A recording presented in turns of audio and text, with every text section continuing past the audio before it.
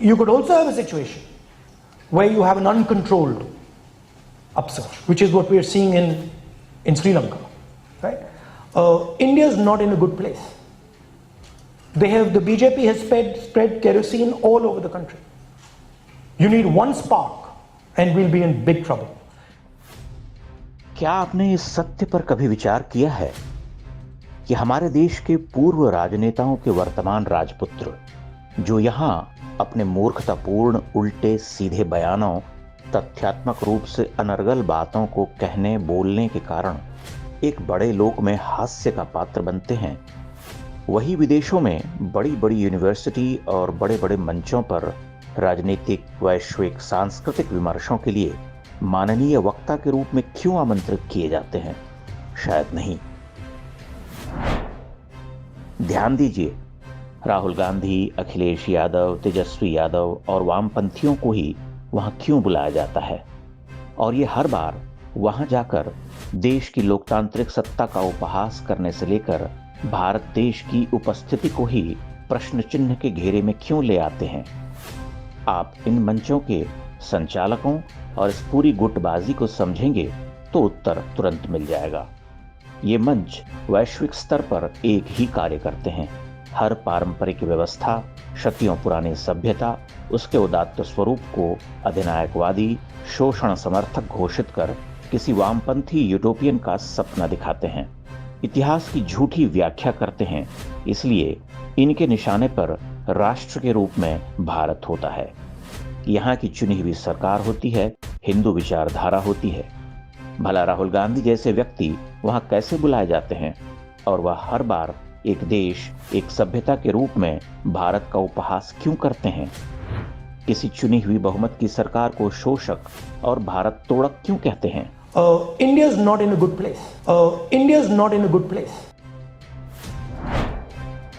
क्या आपने कभी सुना है कि प्रधानमंत्री बनने से पूर्व नरेंद्र मोदी या योगी आदित्यनाथ अथवा किसी राष्ट्रवादी प्रखर नेता विचारक को इन मंचों पर बुलाया गया? इन नेताओं को तो वीजा ही नहीं मिला करता था। बात सीधी सी है कि एक अदृश्य किंतु सर्वोच्च न्यायालय इन्हें अपराधी, हत्यारा घोषित कर इन मंचों से दूर करता रहा है और यह सिलसिला आज का नहीं, पुराना है। यही वो व्यवस्था है जो हमें अयोध्या और काशी के लिए अपराधी ठहराती है। यही वो मैकेनिज्म है जो ये कहता है कि अयोध्या में किसी लुटेरे बाबर के द्वारा तोड़े गए राम मंदिर का पुनर्निर्माण अनैतिक है और हजारों वर्ष पुरानी भगवान शिव की नगरी में उनके ही मंदिर की खोज या सर्वे एक हिटलरी निर्णय है, मानो औरंगजेब और बाबर भारत निर्माता रहे हों। अगर आप सोचते हैं कि भारत की राजनीतिक सांस्कृतिक लड़ाई केवल भारत में सीमित है तो आप भारी भूल कर रहे। ये लड़ाई वैश्विक है, जिसमें निरंतर दृढ़ होती मोदी सरकार को अस्थिर करने, उसे अपराधी, अत्याचारी, मुसलमान, ईसाई विरोधी घोषित करने के लिए नए नए हथियार खोजे जाते हैं। इस कुचक्र में चीन से लेकर अमेरिका और यूरोप की बड़ी वामपंथी शक्तियां जुटी हुई हैं। इस लड़ाई में हमारे देश के छंटे हुए राजपुत्र, जिनकी अपनी राजनीतिक कमाई शून्य है, वे हीरो बनकर उतारे जाते रहेंगे। वे सूट बूटधारी, अपने पिता के द्वारा परोसे गए राज सिंहासन के अधिकारी, अंग्रेजी दां हमें मेकिंग अनमेकिंग समझाएंगे, सेक्युलरिज्म के पाठ पढ़ाएंगे, विदेश में बैठकर भारत विरोधी ज्ञान देंगे। हमारे देश की लिबरल ताकतें तालियां बजाएंगी, अखबारों में बड़े बड़े समाचार लिखे जाएंगे, संपादकीय छपेंगे। ये हीरो बनाए जाएंगे और हमारे असली हीरो एक खलनायक की तरह पेश किए जाएंगे। इन शक्तियों की व्यग्रता, छटपटाहट लगातार बढ़ती जा रही है।